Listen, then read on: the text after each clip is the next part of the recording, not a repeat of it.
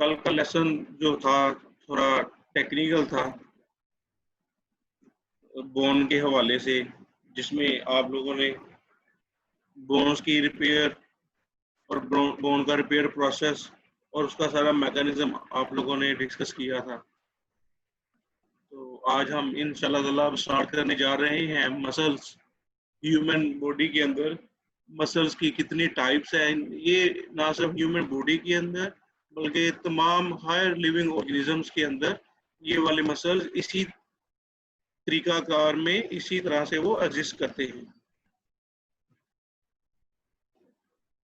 ये सेल्स जो मसल्स हैं, स्केलेटल सिस्टम के जो स्पेशल मसल्स हैं, यही लिविंग ऑर्गेनिजम्स के अंदर मूवमेंट्स का बायस बनते हैं। इनके अंदर ये फिलामेंट्स होते हैं, इन मसल्स के अंदर इलोंगेटेड फिलामेंट्स होते हैं। ये 3 टाइप्स के मसल्स होते हैं: smooth muscles, skeletal muscles and cardiac muscles. These are smooth muscles, skeletal muscles and cardiac muscles। इसकी फर्दर डिटेल हम यहाँ पे डिस्कस करते हैं। सबसे पहले हम डिस्कस करेंगे smooth muscles. Smooth muscles cells fibres, cells या फाइबर्स एक ही बात है, सेल्स या फाइबर्स एक ही बात होती है। ड्यूरिंग एवोल्यूशन, लिविंग ऑर्गेनिजम्स की एवोल्यूशन के दौरान सबसे पहले बनने वाले सेल्स यही थे। सबसे पहले वजूद में आने वाले सेल्स यही थे किंगडम एनिमल्स के अंदर। ये जो है ये इलोंगेटेड सेल्स होते हैं, टेपर्ड होते हैं ये दोनों एंड से, ये दोनों एंड से टेपर्ड हैं, पॉइंटेड हैं, बारीक होते हैं और सेंटर से जरा ये मोटे होते हैं। और इनका न्यूक्लियस भी इन सेल्स के सेंटर में पाया जाता है। सिंगल न्यूक्लियस होता है और ये वो सेल्स हैं इनके अंदर कोई लाइनें नहीं होती, लाइट एंड डार्क कलर की लाइंस नहीं, जिसको हम कहते हैं स्ट्राइएशंस। इनके अंदर कोई स्ट्राइएशंस नहीं होती। और स्मूथ मसल जो है ये इंसान के या लिविंग ऑर्गेनिज्म के कॉन्शियस कंट्रोल में नहीं होते। दूसरे अल्फाज में हम इन्हें कहेंगे these are not under the voluntary control. इंसान इनको अपनी मर्जी से हरकत नहीं दे सकता। जैसा कि जितनी भी ब्लड वेसल्स हैं, ब्लड वेसल्स की वॉल्स हैं, वो ऑटोमेटिकली काम करती हैं, इंसान के इख्तियार में नहीं है। इसी तरह जो लिविंग ऑर्गेनिज्म के जो डाइजेस्टिव सिस्टम्स के मसल्स हैं, इसमें स्टमक है, स्मॉल इंटेस्टाइन्स हैं, लार्ज इंटेस्टाइन्स हैं, ठीक है, रेक्टम है, इन तमाम के तमाम जो मसल्स हैं वो वॉलंटरी कंट्रोल नहीं है, इनवॉलंटरी कंट्रोल है, जो कि इंसान के शौरी कंट्रोल में नहीं है, लाशौरी कंट्रोल के अंदर वो काम करते हैं। दूसरी टाइप है कार्डियक मसल की। कार्डियक मसल जैसा कि नाम से पता चल रहा है, these are the muscles of heart. Heart के ज्यादातर टिश्यूज कार्डियक मसल से ही बने होते हैं। ये चेन्स की शक्ल में होते हैं, चेन्स इंटरकनेक्टेड चेन्स होती हैं और हर सेल का अपना एक न्यूक्लियस होता है। ये जो चेन्स हैं या ये जो फाइबर्स हैं, ये चेन्स और फाइबर्स आपस में कनेक्टेड होते हैं with the help of disc.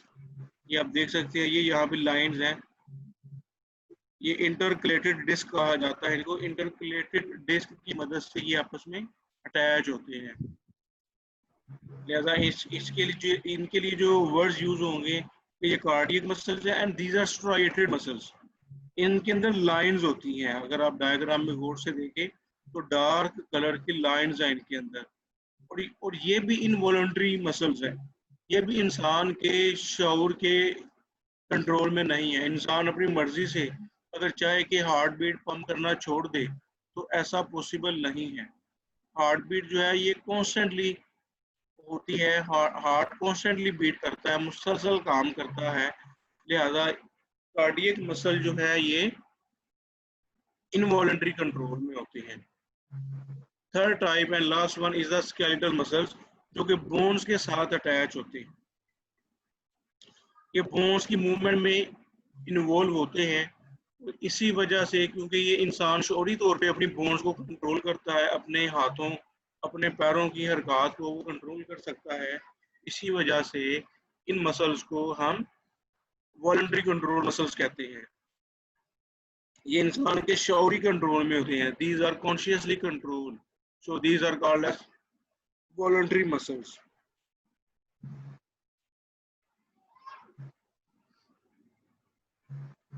और ये स्ट्राइटेड मसल्स होते हैं या स्ट्रिप मसल्स होते हैं, इनके अंदर वाज़ेह तौर पे डार्क एंड लाइट बैंड्स देखी जा सकती हैं।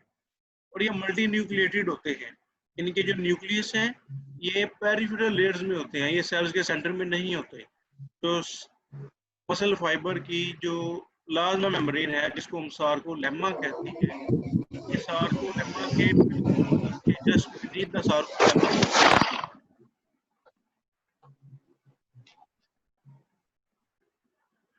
और ये टेंडन्स की मदद से अपने ये जो है उसके साथ अटैच होती है अपनी किसी भी बोन्स के साथ। अच्छा, अगर हम इन तीनों मसल्स को एक टेबुलर फॉर्म में देखें तो इसके इनकी जो सिमिलैरिटीज और जो इनके डिफरेंस है वो वाज़ेह तौर पे हमें नजर आ सकते हैं। अगर हम इनकी बात करें मसल अपीयरेंस की, तो स्मूथ मसल भी अनस्ट्रिप है, कार्डियक मसल्स के अंदर इरेगुलर स्ट्रिप्स है, जबकि स्केलेटल मसल्स के अंदर बहुत ही रेगुलर पैटर्न के अंदर लाइंस नजर आती हैं, जिसे हम स्ट्रिप्स कहते हैं या स्ट्राइएशंस कहते हैं। सेल शेप की अगर हम बात करें तो स्मूथ मसल की जो सेल शेप है ये स्पिंडल शेप है, के सेंटर से मोटे होते हैं और साइडों से बारीक होते हैं, जबकि कार्डियक मसल्स ये ब्रांच्ड हैं। और स्केलेटल मसल्स ये भी स्पिंडल है या सिलेंड्रिकल है, लेकिन ये ब्रांच्ड नहीं है। न्यूक्लियस का डिफरेंस देखें, स्मूथ मसल्स के अंदर एक न्यूक्लियस होता है, जबकि कार्डियक के अंदर और स्केलेटल के अंदर एक सेल के अंदर ज्यादा न्यूक्लियस पाए जाते हैं।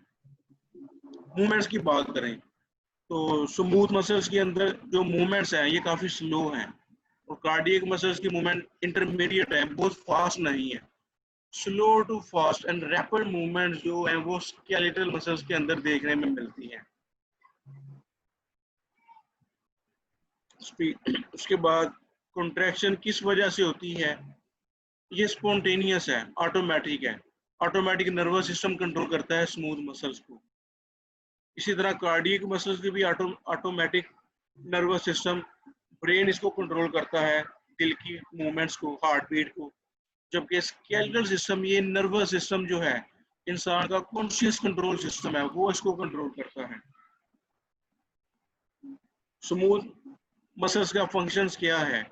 ये किसी भी ऑर्गन्स के अंदर सब्सटेंस को मूव करवाते हैं, जैसा कि ब्लड वेसल्स के अंदर ब्लड मूव करता है।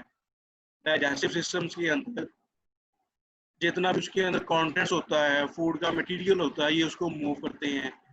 कार्डियक मसल्स का ब्लड को पंप करना है, और स्केलेटल मसल्स ये बोन्स को मूव करते हैं। मतलब तीनों मसल्स का एक ही काम है, वो है मूवमेंट, चाहे वो ब्लड की मूवमेंट्स हैं, स्केलेटल सिस्टम की मूवमेंट्स हैं, या वो फिर डाइजेस्टिव सिस्टम के अंदर कोई खास मूवमेंट्स हैं, किसी खुराक की मूवमेंट्स हैं। वॉलंटरी कंट्रोल, सिर्फ स्केलेटल सिस्टम वॉलंटरी कंट्रोल है, इंसान के इख्तियार में है। बाकी दोनों मसल जो हैं, कार्डियक मसल और स्मूथ मसल्स, ये इंसान के इख्तियार में नहीं है। अब हम फर्दर इसको स्टार्ट करेंगे ज्यादा डिटेल में, माइक्रोस्कोपिक एंड अल्ट्रा स्ट्रक्चर हम डिस्कस करेंगे स्केलेटल मसल फाइबर का।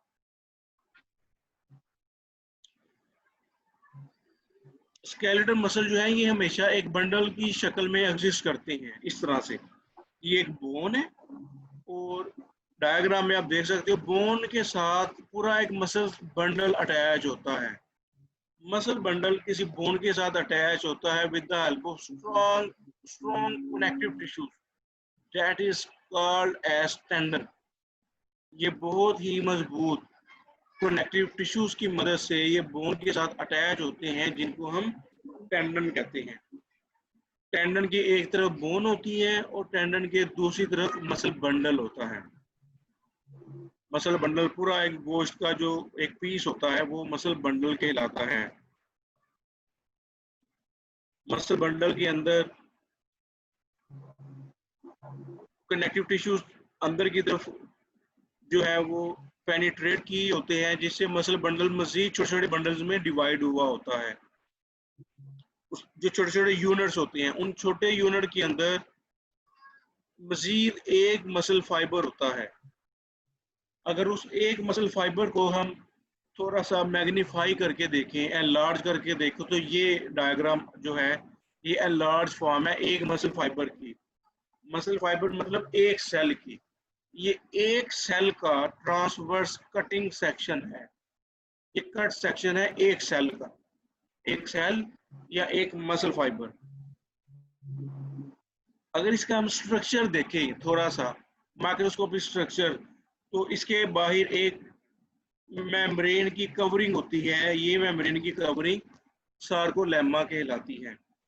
ये बिल्कुल उसी तरह है जैसे किसी भी सेल के बाहर प्लाज्मा मेम्ब्रेन होती है। सार्कोलेमा का स्ट्रक्चर भी काफी हद तक जो सेल के बाहर प्लाज्मा मेम्ब्रेन है, इसका स्ट्रक्चर उससे मिलता जुलता होता है। इसकी एक और खूबी है, इस प्लाज्मा मेम्ब्रेन के नीचे न्यूक्लियस पाए जाते हैं। ये डार्क कलर के, ये इसके न्यूक्लियस हैं। और ये इनकी तादाद काफी ज्यादा होती है। एक सेल के अंदर इनकी तादाद काफी ज्यादा है। These are multi nucleated cells. ये मल्टी न्यूक्लिएटेड सेल्स होते हैं। ये ह्यूज सेल्स है, इलोंगेटेड सेल्स हैं।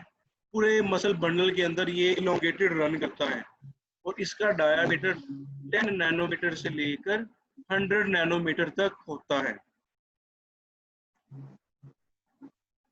इसके अलावा इसका कलर जरा डार्क होता है ऐसे मसल फाइबर्स का।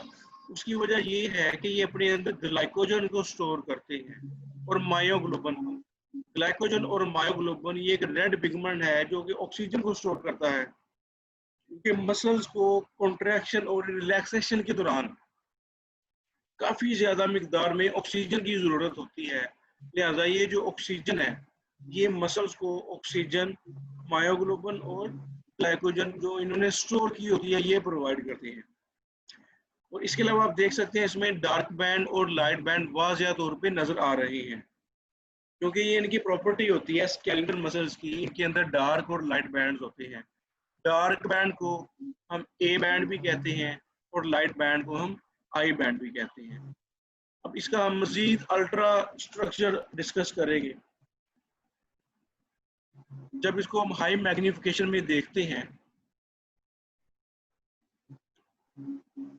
हर हाई मैग्निफिकेशन में अगर हम मसल फाइबर या एक मसल सेल को देखते हैं, ये एक सेल है, तो एक सेल के अंदर मजीद छोटे छोटे फाइब्रिल्स होते हैं। जैसे ये है, जैसे एक इलेक्ट्रिक वायर होती है, बिजली की एक तार होती है।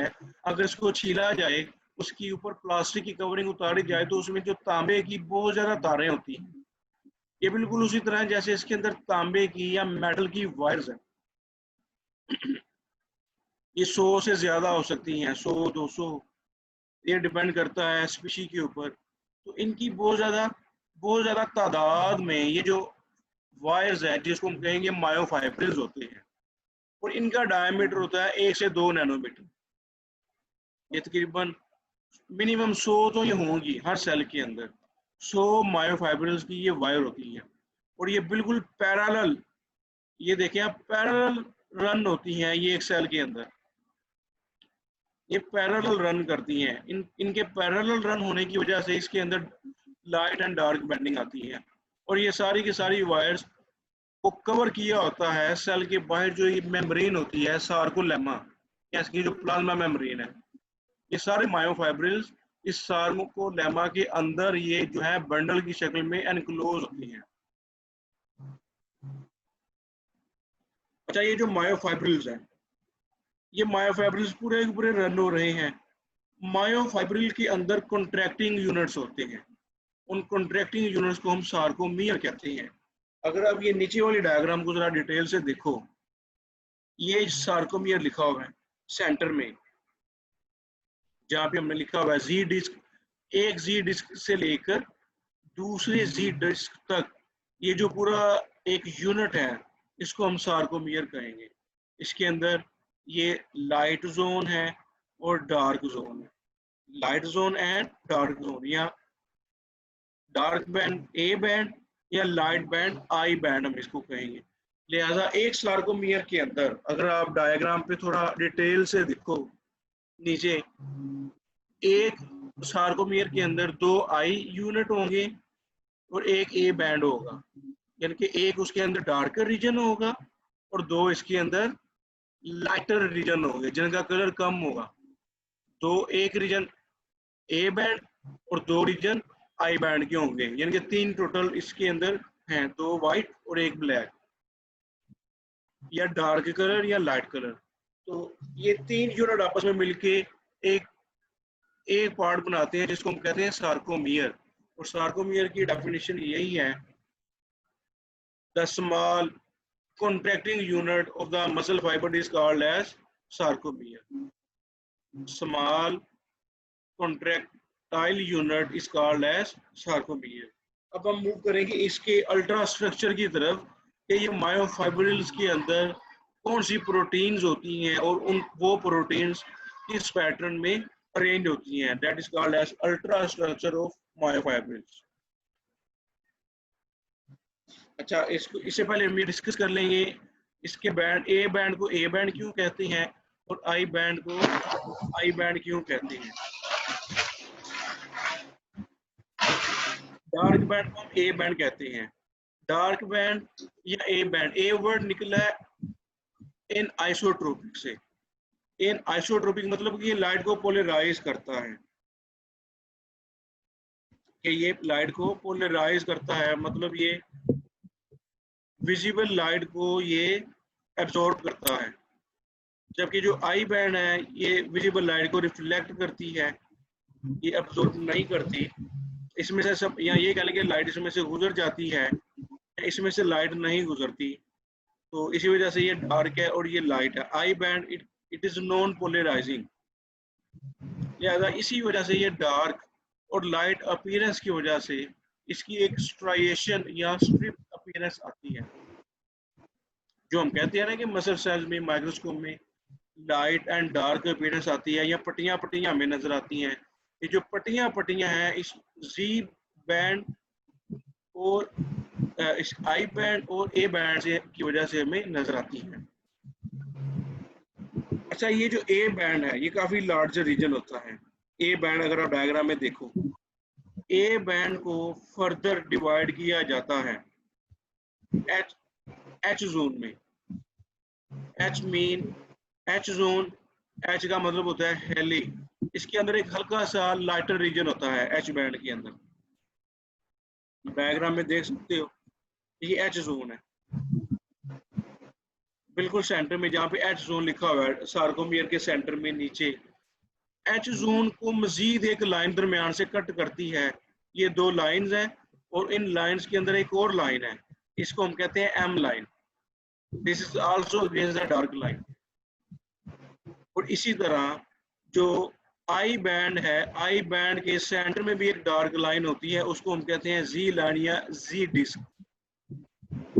जी ज़्विशन वर्ड है, एक ज़्विशन वर्ड ग्रीक वर्ड है। ज़्विशन का मतलब होता है बिटवीन, के यानी कि आई बैंड के बिटवीन में एक डार्कर लाइन होती है जिसको हम जी डिस्क कहते हैं। लिहाजा आई बैंड के अंदर एक जी डिस्क है और ए बैंड के अंदर एच जोन है। इसको मजीद हम बाद में डिस्कस करेंगे। ए सार्कोमियर जो यूनिट है ये एक जी लाइन से लेकर दूसरी जी लाइन तक जो सेंटर में स्मॉलर यूनिट है ये सार्कोमियर कहलाता है। अच्छा, ये पूरा का पूरा जो एक मायोफिलामेंट है, ये सेल नहीं है, ये मायोफिलामेंट है। और मायोफिलामेंट के अंदर अगर हम देखें तो इसके अंदर मजीद मायोफाइब्रिल है, मायोफाइब्रिल के अंदर मजीद मायोफिलामेंट्स होते हैं। Myofibril contain myofilaments. यहाँ पे आप लोगों ने कंफ्यूज नहीं होना, दोबारा से हम इसको थोड़ा सा शुरू से रिपीट कर लेते हैं कि एक सेल होता है, पूरे का पूरा एक सेल को हम कहते हैं मसल फाइबर। मसल फाइबर के अंदर होते हैं मायोफाइब्रिल और मायोफाइब्रिल के अंदर होते हैं मायोफिलामेंट्स। मैं आपको यहाँ पे लिख के बता देता हूँ।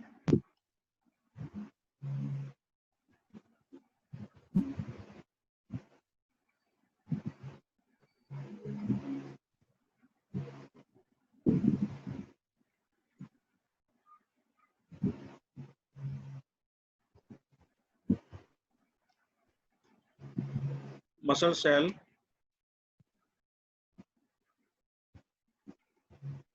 या इसको हम कहते हैं मसल फाइबर।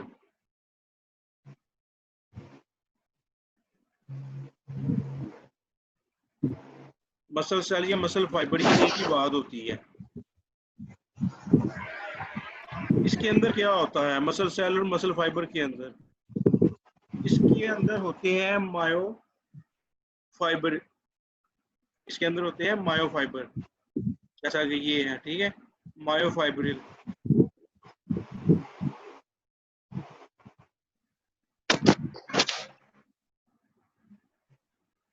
मायो फाइब्रिल ये एक छोटा यूनिट है। एक मसल सेल के अंदर, वन मसल सेल अगर हम कहें, वन मसल सेल के अंदर होंगे 100 मायोफाइब्रिल्स। ठीक हो गया। अब आगे 100 मायोफाइब्रिल्स मिनिमम होंगे। अब ईच मायोफाइब्रिल क्या होगा आगे? ईच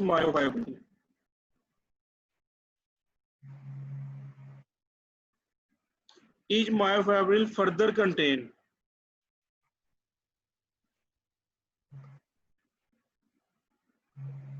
इसके अंदर छोटे छोटे फिलामेंट्स होंगे, मायोफिलामेंट्स हम जिसको कहेंगे।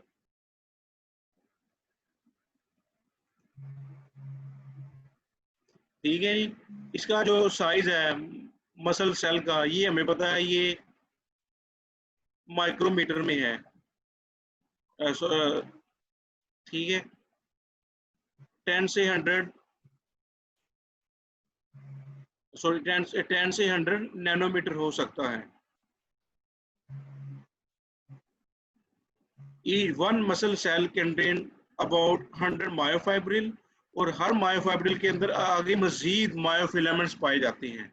हमने अब इस मायोफिलामेंट्स के स्ट्रक्चर को भी डिस्कस करना है।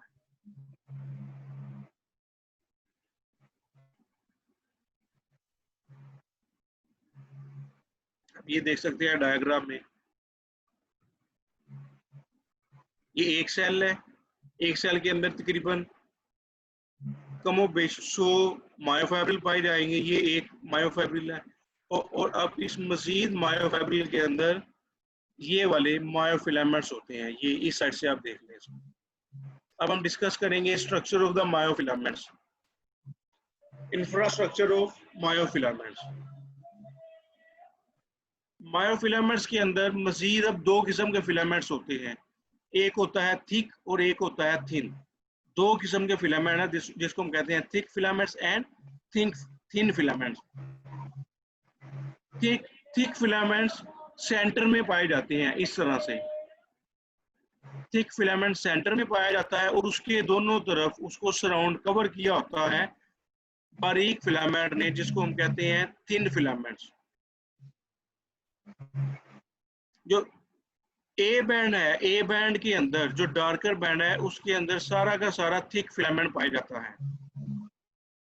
और जबकि ये जो लाइटर बैंड है, ये लाइटर बैंड का पार्ट है, इसके अंदर ये बारीक फिलामेंट जिसको हम कहेंगे थिन फिलामेंट्स पाए जाते हैं। थिक फिलामेंट जो है, ये इसका जो डायामीटर है ये तकरीबन 16 नैनोमीटर होता है। 16 नैनोमीटर इसका तकरीबन डायामीटर होता है मायोसिन का। इसको हम मायोसिन फिलामेंट भी कहते हैं, थिक फिलामेंट को। ये है सेंटर में। ये असल में दो फिलामेंट्स यहाँ ये आपस में कनेक्टेड होते हैं। दो फिलामेंट्स हैं ये, एक फिलामेंट ये और एक फिलामेंट ये। दो फिलामेंट्स की टेल्स आपस में कनेक्टेड होती हैं सेंटर से। जो हमने कहा था ना, ए बैंड होता है और ए बैंड के अंदर एक सेंटर में एक एच जोन होता है, तो ये एच जोन बनेगा और ये जो डी है ये इसकी एम लाइन कहलाएगी। ये यहां से यहां तक एच जोन, और ये इसकी, ये वाली जहां पे डी लिखा है ये इसकी एम लाइन कहलाएगी। ये जो थिक फिलामेंट जिसका नाम है मायोसिन, थिक फिलामेंट या मायोसिन, इसकी टेल के अलावा इसमें कुछ ग्लोबुलर हेड होती हैं। हर मॉलिक्यूल के अंदर, मायोसिन के हर मॉलिक्यूल के अंदर 2 हेड होंगे। ये 2 हेड हैं। तो इस थिक फिलामेंट के अंदर कई मॉलिक्यूल होते हैं। इस मॉलिक्यूल के 2 हेड ये हैं, इसके 2 हेड ये हैं, इसके 2 हेड ये हैं। लिहाजा ये और ये आपस में सेंटर से कनेक्टेड होती है। इस तरह से 2 मॉलिक्यूल आपस में कनेक्टेड हैं, just like this is one molecule, और इसके 2 हेड हैं, और ये इसकी लॉन्ग टेल है, लॉन्ग टेल है, और साथ इसके ये यहाँ पे 2 हेड्स हैं। इन हेड्स को हम क्रॉस ब्रिजेस भी कहते हैं। These heads are called as cross bridges. ये क्रॉस ब्रिजेस कनेक्ट करते हैं, इसके साथ ऊपर और नीचे अटैच होते हैं जो थिन फिलामेंट्स। बहुत ही आसान है कि मायोफिलामेंट्स 2 टाइप्स की होती हैं। एक होता है जो मोटे वाला फिलामेंट, उसको थिक फिलामेंट या मायोसिन कहते हैं, और दूसरा जो बारीक फिलामेंट होता है उसको हम कहते हैं actin filaments. Myosin and actin filaments. Myosin filament की टेल्स आपस में कनेक्टेड होती हैं, और इसके हेड होते हैं वो इस फॉर्म में होते हैं, और हेड वो कनेक्ट करते हैं इस बारीक फिलामेंट के साथ, एक्टिन फिलामेंट के साथ।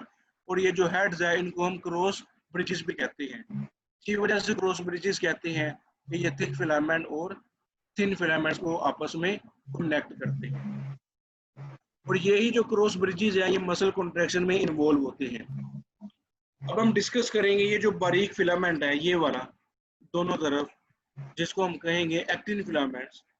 एक्टिन फिलामेंट का स्ट्रक्चर कुछ इस तरह से है कि इसका जो डायमीटर है ये भी तकरीबन 7 से 8 नैनोमीटर में एग्जिस्ट करते हैं।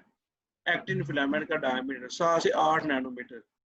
ये असल में तीन तीन प्रोटीन के मॉलिक्यूल्स आपस में कनेक्टेड होते हैं। एक ग्रीन कलर का, ये एक येलो कलर का, और ये एक तकरीबन जो है मैजेंटा कलर का या ब्लूइश टू ये पर्पल कलर है। ये 3 टाइप्स की प्रोटीन्स आपस में इंटरकनेक्टेड होती हैं। सबसे पहले हम ये ग्रीन कलर में जो है लिखा भी मैंने सेम कलर में है, एक्टिन मॉलिक्यूल होता है। थिन फिलामेंट के अंदर ये ग्रीन कलर का जो एक्टिन मॉलिक्यूल है ये असल में डबल बीड की एक स्ट्रेन होती है। जिस तरह तस्बीह के दानों की 2 चेन्स हों या तस्बीह को फोल्ड किया गया हो, तो ये ट्विस्टेड होती है, ये आपस में एक दूसरे के अगेंस्ट। ग्रीन कलर के आप ये प्रोटीन के मॉलिक्यूल को देख लें, ये ट्विस्टेड है। This is called as actin molecule. ये ग्रीन रंग के जो बॉल्स हैं ये twisted double strand of pearls या मोतियों की तरह, या आप कह लें कि बॉल्स की तरह, ये डबल स्ट्रैंड होता है जो एक दूसरे के अगेंस्ट ट्विस्ट होती हैं, बल खाती होती हैं। अब इनके ऊपर 2 स्ट्रैंड्स और होते हैं प्रोटीन के, एक ये जा रहा है और एक ये। इनके ऊपर 2 स्ट्रैंड्स और होते हैं जिसको हम कहते हैं ट्रोपोमायोसिन। येलो कलर की ये 2 प्रोटीन है, बारीक protein twisting around actin strand. Actin के ऊपर ट्रोपोमायोसिन की 2 और प्रोटीन्स होती हैं, इसको हम ट्रोपोमायोसिन कहते हैं। अब इस फिलामेंट के ऊपर एक और प्रोटीन होती है, there are major protein in thin filament, troponin. अब ट्रोपोनिन असल में 3 पेप्टाइड का कॉम्प्लेक्स होता है। ये 3 पॉलीपेप्टाइड के कॉम्प्लेक्स है। एक पॉलीपेप्टाइड ये है, एक पॉलीपेप्टाइड ये है, और तीसरा ये है। ये पूरी एक्टिन के ऊपर वक्फे वक्फे से ये ट्रोपोनिन के मॉलिक्यूल मौजूद होते हैं। ये जो ट्रोपोनिन के मॉलिक्यूल्स हैं ये 3 पॉलीपेप्टाइड्स होते हैं। अब इन 3 पॉलीपेप्टाइड्स का क्या काम है? ट्रोपोनिन के ये जो 3 पॉलीपेप्टाइड्स हैं, इसका ऊपर वाला जो ट्रोपोनिन का सबसे ऊपर वाला है ये कैल्शियम के साथ बाइंड करता है, और इसके अलावा ये वाला जो नीचे वाला है इसका, ये ट्रोपोमायोसिन के साथ बाइंड करता है, और एक इसका जो है वो एक्टिन के साथ बाइंड करता है। लिहाजा 3 polypeptides and 3 binding activity. 3 polypeptides, troponin are 3 polypeptides, and 3 binding activities. 3 binding activities है इसकी। एक ये कैल्शियम के साथ बाइंड करेगा, दूसरा ट्रोपोमायोसिन के साथ बाइंड करेगा, और तीसरा जो है ये एक्टिन के साथ बाइंड करेगा। लिहाजा ये जो इसकी बाइंडिंग एक्टिविटी है, ये हम जब इसका मसल्स की कॉन्ट्रैक्शन और रिलैक्सेशन है उसके दौरान हम इसको डिस्कस करेंगे कि किस तरह से बाइंड करते हैं और कब ये रिलैक्स होते हैं। लेकिन ये इंपॉर्टेंट एक बात आपको बताता चलूं, अगर हम इसका 3 डायमेंशनल स्ट्रक्चर देखें तो 3 डायमेंशनल स्ट्रक्चर के अंदर ये जो एक्टिन का मॉलिक्यूल है इसको कवर किया होता है 6 एक्टिन फिलामेंट्स ने कवर किया होता है एक मायोसिन को, यानी कि सेंटर में एक मायोसिन होगा और उसके सराउंडिंग इस तरह से 6 एक्टिन के फिलामेंट्स होंगे कि एक बार ही एक मोटा, जो हम कहेंगे थिक फिलामेंट या मायोसिन फिलामेंट, राइट हैंड में ये मायोसिन फिलामेंट है, मायोसिन फिलामेंट सेंटर में, और उसके सराउंडिंग ये जो है 6 फिलामेंट उसको हर तरफ से कवर किए होंगे। और हमें अभी हमने डिस्कस किया है कि ये जो या डायग्राम में सिर्फ 2 दिखाए गए हैं, 2D डायग्राम 2 डायमेंशनल पेपर के ऊपर, लेकिन बहरहाल इसको 6 फिलामेंट्स ने कवर किया होता है। 6 फिलामेंट इसके इस साइड पे और 6 फिलामेंट इसके इस साइड पे होते हैं। और ये यूनिट यहाँ से लेकर यहाँ तक इस पूरे रीजन के अंदर जहाँ पर मायोसिन, ये पिंक कलर का मायोसिन पाया जाता है, इसको हम कहते हैं डार्क बैंड या ए बैंड, ठीक है। और ये वाला इसके दोनों तरफ साइडों पे ये कहलाएगा लाइटर बैंड या आई बैंड। और ये जी लाइन्स है जहाँ पे ए लिखा हुआ है, दीज आर जी लाइन्स। और एक जी लाइन से लेकर दूसरी जी लाइन तक ये कहलाता है, इसको हम कहते हैं सार्कोमियर। ये सार्कोमियर है और सार्कोमियर ही कॉन्ट्रैक्टाइल यूनिट है। ये रिलैक्स फॉर्म है सार्कोमियर की और ये कॉन्ट्रैक्टेड फॉर्म है। ये इसके ऊपर स्लाइड करता है, आप ये देख सकते हो कि ये स्लाइड करके ये जो एक्टिन फिलामेंट्स हैं स्लाइड करके ये मायोसिन के ऊपर आ जाते हैं, बिल्कुल इस तरह ये इसके ऊपर ओवरलैप करते हैं। और ये पीछे अगर चले जाएंगे तो ये पीछे हट जाएंगे तो ये रिलैक्स फॉर्म होगी। This is called as sliding filament model of muscle contraction.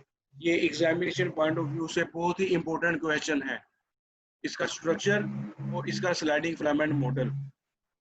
ये बहुत ही इंपॉर्टेंट स्ट्रक्चर है एग्जाम के हवाले से। अगर किसी स्टूडेंट ने कोई क्वेश्चन पूछना हो तो वो यहाँ पे डिस्कस कर सकता है।